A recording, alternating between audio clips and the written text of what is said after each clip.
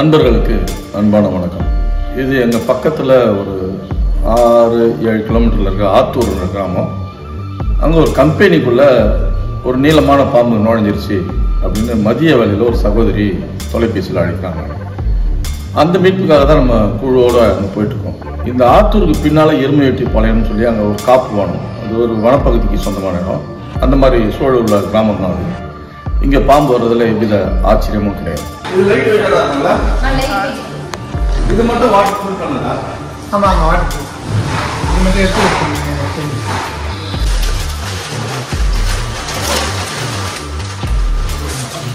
இப்போ நம்ம அந்த கம்பெனிக்குள்ளே நுழையும் போது அது ஒரு நல்ல அட்மாஸ்பியர், ஒரு நல்ல சூழலில் அமைஞ்சிருக்கிற கம்பெனி. நமக்கு பார்க்கும் போதே மனசுக்கு ரொம்ப ரம்மியமாக இருக்குது. ஒரு பெரிய பரப்பளவில் இங்கே போனால் இங்கே செயல்படுற இடத்துல, பணியாளர்கள் செயல்படுற இடத்துல தண்ணி ஃபில் பண்ணுறாங்க. அந்த இடத்துல ஒரு நீளமான பாம்பு உள்ளே போனதை பார்த்துட்டோம். ஆனால் பார்த்த சகோதரி மதியம் சாப்பாட்டுக்காக வெளியே போயிட்டாங்கன்றாங்க. அப்போது இது உள்ளே இருக்கிறது என்ன பாம்பு அப்படின்னு அவங்களுக்கு தெரியல. இப்போ நமக்கும் தெரியாது இது உள்ளே இருக்கிறது என்ன பாம்புன்னு. தெரியாத வகையில் நம்ம ரொம்ப கவனமாக தான் கையாளணும்.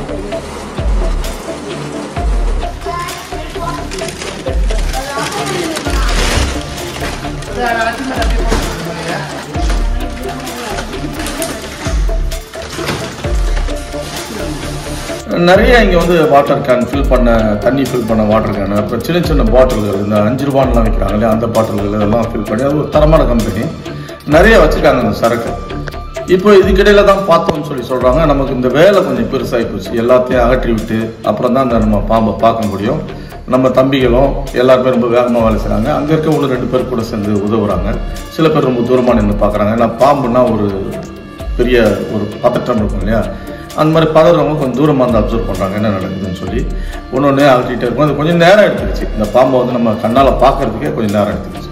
அதான் இருக்குது ஸ்டிக்கர் போடும் ஏதோ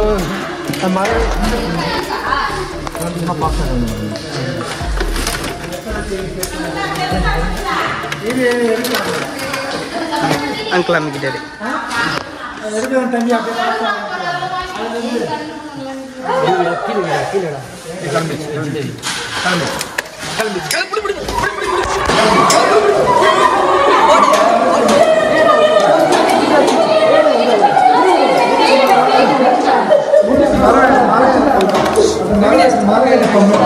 தண்ணி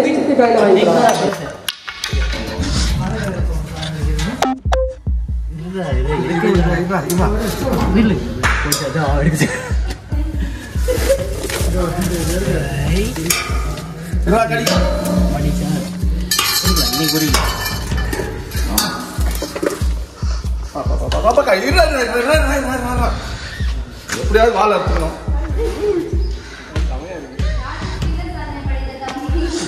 இல்லை அவர் தொட்டு பார்க்கலாம், நான் தொட்டு பார்க்கலாம்.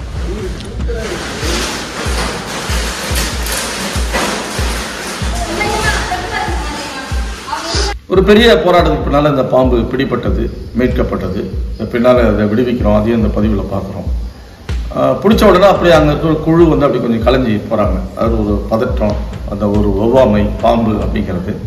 அது இல்லாமல் கொம்பேரி மூக்கன்ற பெயரை நம்ம சொன்ன உடனே கொம்பேரி மூக்கன் பற்றி அவங்களுக்கு ஏற்கனவே தெரிஞ்சு வச்சுருந்தாங்க இல்லையா, அதன் வழியாக இது விஷப்பாம்பாக இருக்கும்னு சொல்லி ஒரு பதற்றத்தோடு இருக்கிறாங்க. அப்புறம் நாங்கள் புரிய வச்சோம். கொம்பேரி மூக்கன் விஷமற்ற பாம்பு, நஞ்சற்ற பாம்பு. இது கடித்தால் மனிதர்களுக்கு எவ்வித ஆபத்தும் ஏற்படாது. ஏன்டா உன்னை நான் ஒன்றுமே பண்ணல, என்ன போய் கடிக்கிறேன்?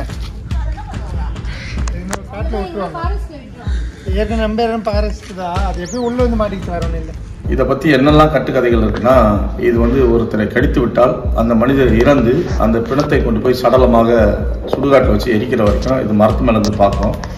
தன்னைக்கிட்ட கடிப்பட்டவர் இறந்துட்டார் அப்படிங்கிறத உறுதிப்படுத்தின பிறகு தான் மரத்துலேருந்து இறங்கி போவோம் அப்படிலாம் சொல்லுவாங்க. இதெல்லாம் புனையப்பட்ட கதை. எதற்காக அந்த காலத்துல எல்லாம் சொன்னாங்கன்னு தெரியல. இல்லை இந்த மாதிரி விஷமற்ற பாம்புகளை யாரும் அடிச்சிடக்கூடாதுன்றதுக்காக இப்படி ஒரு வன்மையான கதையை சொல்லி வச்சுருக்காங்களா என்னன்னு தெரியல. இது ஒரு விஷமற்ற பாம்பு. இது பாதுகாப்பாக மீட்கப்பட்டு பின்பு பாதுகாப்பாக விடுவிக்கப்பட்டு. விஷம் இல்லைப்பா, அது விஷமுள்ள பாம்பு தான் நானே கவனமான கையாளேன். இது சார பாம்புக்கெல்லாம் விஷம் கிடையாது. இந்த பாம்பு சார பாம்புலாம் தண்ணிங்களை பிடிச்சி பாய்ந்து வச்சா பொண்ணு ரொம்ப இருக்குமே.